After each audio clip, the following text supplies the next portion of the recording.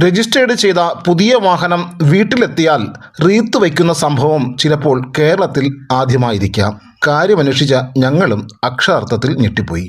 ഷോറൂമിൽ നിന്ന് ഇറക്കിക്കൊണ്ടുവന്ന പുതുപുത്തൻ വാഹനം ഉപഭോക്താവിന് നൽകിയതോ 8ന്റെ പണി.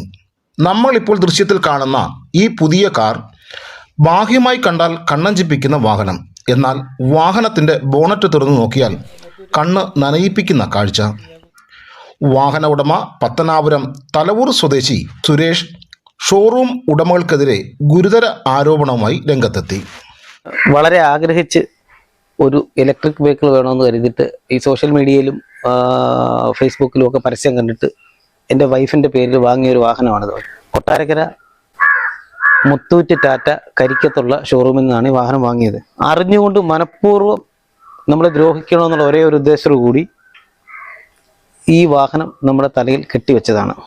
അവർക്ക് വലിയ സാമ്പത്തിക ലാഭം ഉണ്ടാവണം, നമുക്ക് നഷ്ടം വരണമെന്ന് ഒരു ചിന്തയോട് കൂടി തന്നെ ചെയ്തതാണ്. എന്താ അങ്ങനെ പെട്ടെന്ന് ആദ്യം തന്നെ കയറി പറഞ്ഞതെന്ന് വെച്ചാൽ, ഈ വാഹനം എടുക്കുന്നതും ഡെലിവറിയും കാര്യങ്ങളൊക്കെ വളരെ ഗംഭീരമായിരുന്നു. ഫിനാൻസ് കാര്യങ്ങളിലായിട്ട് 11,35,000 രൂപയായി ഈ വാഹനത്തിന്. ഇതിന്റെ പേര് ടാറ്റ ടിയാഗോ EV ZX+ എന്ന് പറയുന്ന വാഹനമാണ്. അതിന്റെ ഫുൾ ഓപ്ഷന്റെ തൊട്ടു താഴത്തെ വാഹനമാണിത്. അപ്പോൾ ഇതിന്റെ ഡെലിവറി എല്ലാം കഴിഞ്ഞ്, ഡെലിവറി എന്ന് പറഞ്ഞാൽ വളരെ ഗംഭീരമാണ്. ഞാൻ എൻ്റെ ഫോട്ടോയോ വീഡിയോകളൊക്കെ ഇട്ട് തരാൻ പറ്റുന്നതാണ്.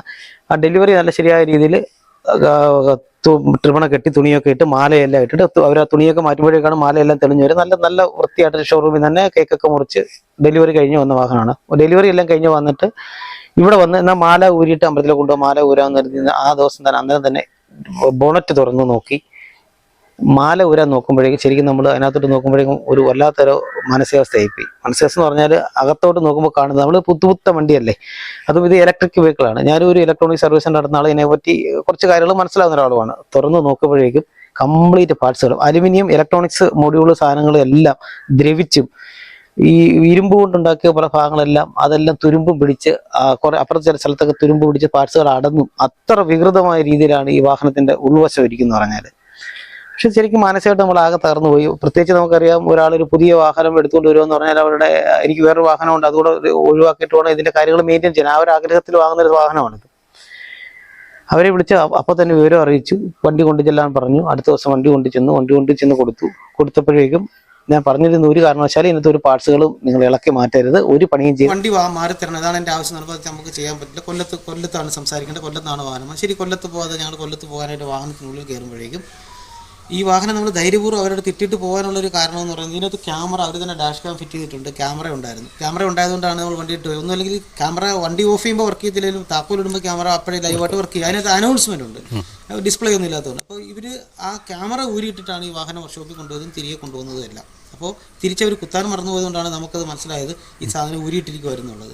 വീണ്ടും ചോദ്യം ചെയ്തതിനകത്ത് പ്രത്യേകിച്ച് ഗുണമൊന്നും ഉണ്ടായില്ല. 2024 ആഗസ്റ്റ് 22 കാർ വാങ്ങിയത്. പ്രൗഢഗംഭീരമായ ചടങ്ങുകളോടെയാണ് കാർ ഷോറൂം ജീവനക്കാർ ഇലക്ട്രിക് കാറിൻ്റെ താക്കോൽ സുരേഷിന് കൈമാറിയത്. രജിസ്റ്റേർഡ് വാഹനമായതിനാൽ ഷോറൂമിൽ വെച്ച് മറ്റ് പരിശോധനകളൊന്നും നടത്തിയില്ല.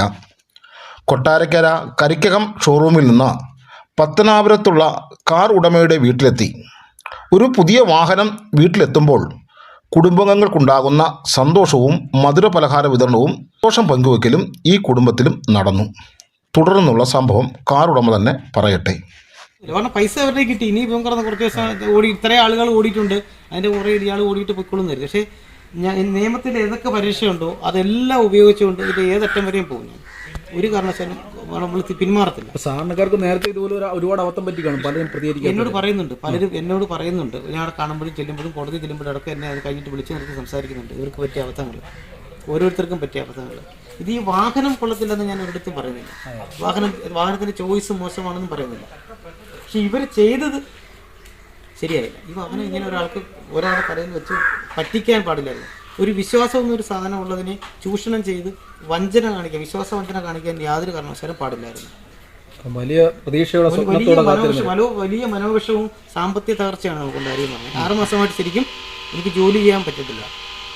ഇതല്ലേ മാനസികാവസ്ഥ. ഇതിന്റെ പുറകിൽ നിൽക്കുന്നു പറഞ്ഞാൽ അവരെ സംബന്ധിച്ച് അവർക്ക് അവരുടെ സെയിൽസ് കാര്യങ്ങളെല്ലാം ക്ലിയർ ആയിട്ട് നടക്കുന്നുണ്ട്. കാരണം ആരും അറിയുന്നില്ലല്ലോ. ഞാനെന്നേ പറഞ്ഞു, നമുക്ക് അടിവ് വഴക്കുണ്ടാക്കാനൊന്നും വരാൻ പറ്റില്ല. പിന്നെ ഇപ്പോൾ ഞാൻ ഈ പറഞ്ഞ പോലെ എന്തിനാണ് ഇത് ഇപ്പോൾ ഇങ്ങനെ ഒരു വീഡിയോ ചെയ്യുന്നത് അല്ലെങ്കിൽ നിങ്ങൾക്ക് ഇങ്ങനെ നമ്മൾ പറയുന്നതെന്ന് വെച്ചാൽ, എനിക്ക് പറ്റിയതുപോലെ ഇനി ഒരാൾക്കും പറ്റാൻ പാടില്ല. അന്ന് പറ്റി ആരെങ്കിലും ഒരാൾ അതിനെപ്പറ്റി 2 സെൻറ്റൻസ് എവിടെയെങ്കിലും പറഞ്ഞിരുന്നെങ്കിൽ നമ്മളത് ശ്രദ്ധിച്ചേനെ. അപ്പോൾ ഇനി ഒരാൾക്ക് ഇത് പറ്റാൻ പാടില്ല. ഞാനൊരു ഇലക്ട്രോണിക് സർവീസ് സെൻ്റർ നടത്തുന്ന ആളെന്ന രീതിയിൽ എനിക്ക് പറ്റി എൻ്റെ ഒരു സുഹൃത്തെന്ന നിലയിൽ എനിക്ക് ഈ വാഹനം അദ്ദേഹം തരികയും ചെയ്ത സ്ഥിതിക്ക് ഒരു സാധാരണപ്പെട്ടവൻ പോയില്ല, സാധാരണക്കാരൻ പോയി എങ്ങനെ ഇത് വിശ്വസിച്ച് വാങ്ങും? അവന് ഇതിലും എന്തായിരിക്കും പറ്റുന്നത്?